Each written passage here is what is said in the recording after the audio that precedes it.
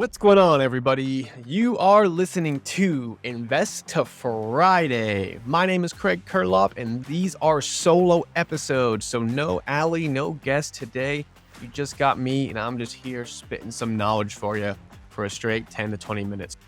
So what we are going to be talking about today. We are going to be talking about the entire process of tenant screening.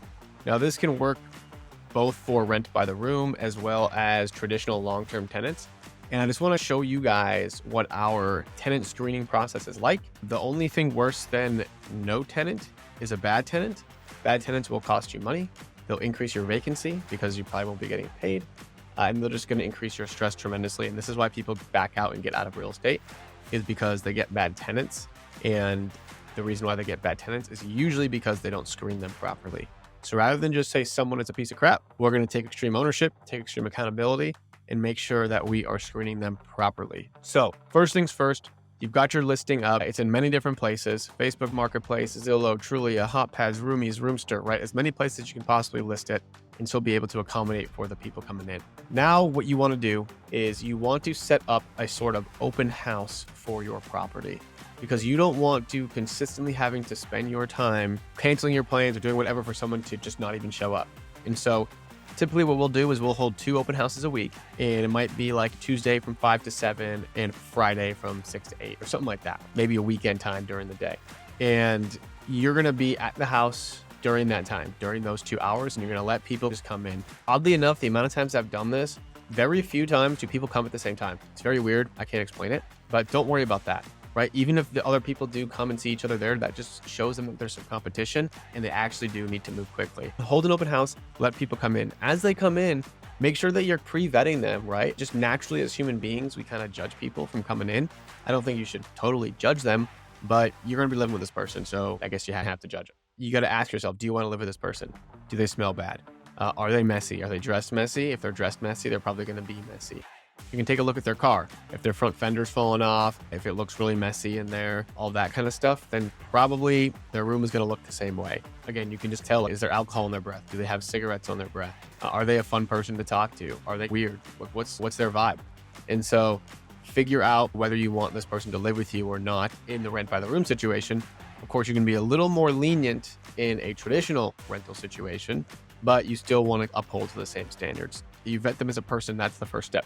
The second step, if they like the house, you vetted them as a person, you'd want to live with them, you got to make sure that you get their email before they leave. When you get their email, you're going to want to send them an application. This application will include a background check, a credit check, job history, their pay, their previous landlord, and some other references as well. And so this is really crucial, right? Because sometimes people will just admit, most people are truthful. I'll say in my experience, most people are truthful, but occasionally people will fib on these applications, or they may just not even know, right? They may not even know what their credit score is. They may not even know if they have any background history. They may have forgot or whatever. I usually like to give people the benefit of the doubt. Sometimes that's to my disadvantage. And so they fill out this application. We usually use apartments.com or Cozy. I think it's free. It might be really cheap. And the tenant will pay $40 for the credit and background check.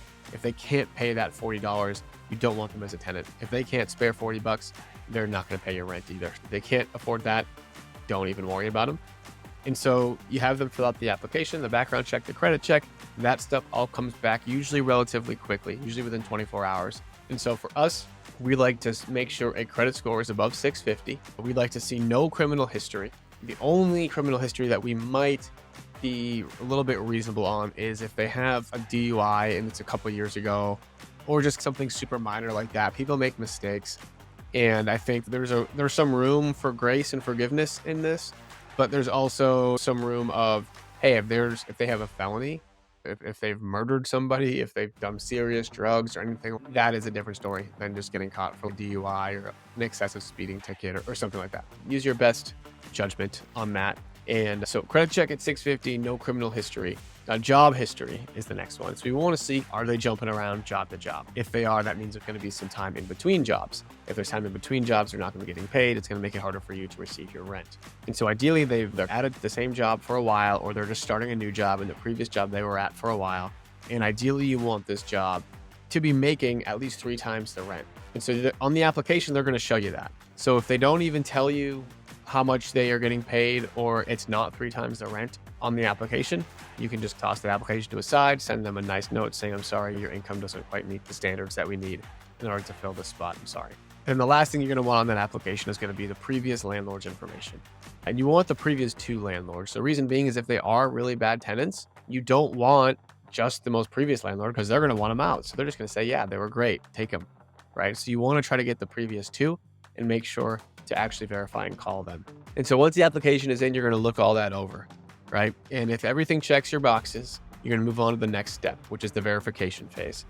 Now, just like a mortgage officer, you can get a pre-qualification by submitting it on honor code. You're not going to get a pre-approval until they've actually verified these things and pulled your credit and verified your employment, all that stuff. And so just like a mortgage broker will do, we're going to do the same thing with our tenants. So you got to verify that credit score. If it is at 650 or if it's at 700 or whatever it is, make sure you actually look at the credit report, see their history of their credit, see if they've missed any payments. If they have missed any payments, you might want to ask them, hey, what happened?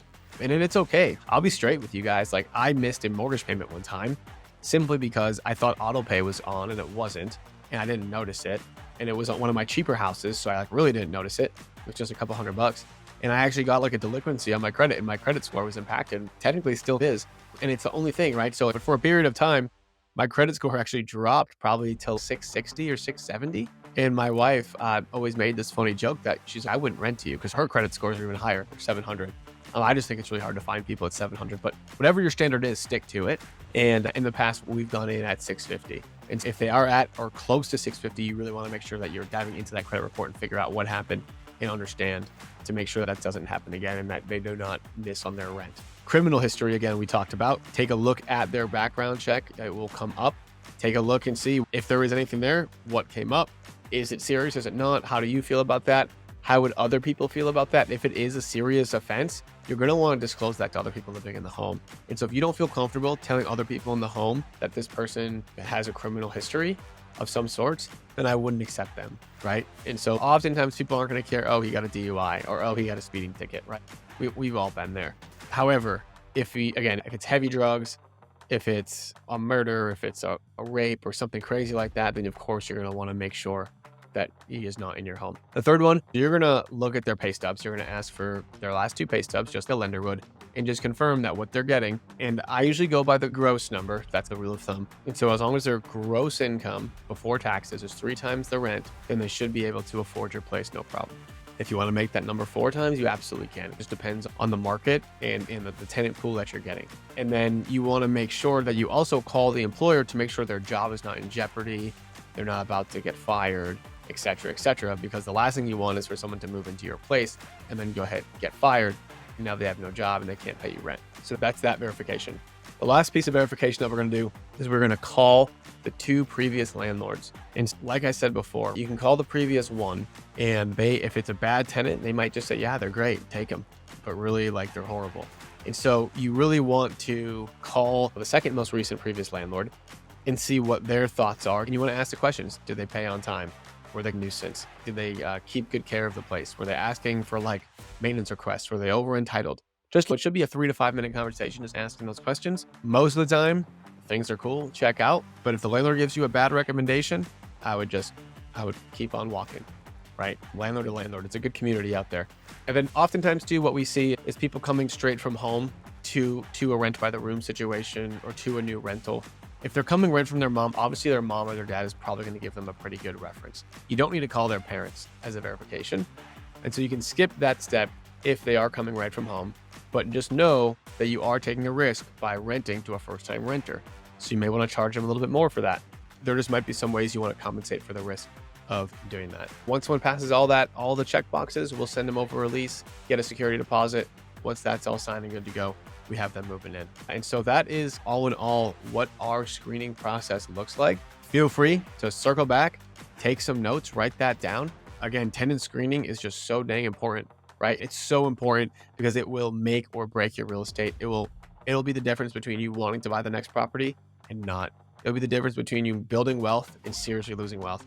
The biggest reason why people lose in real estate is because they do not have good Tenant.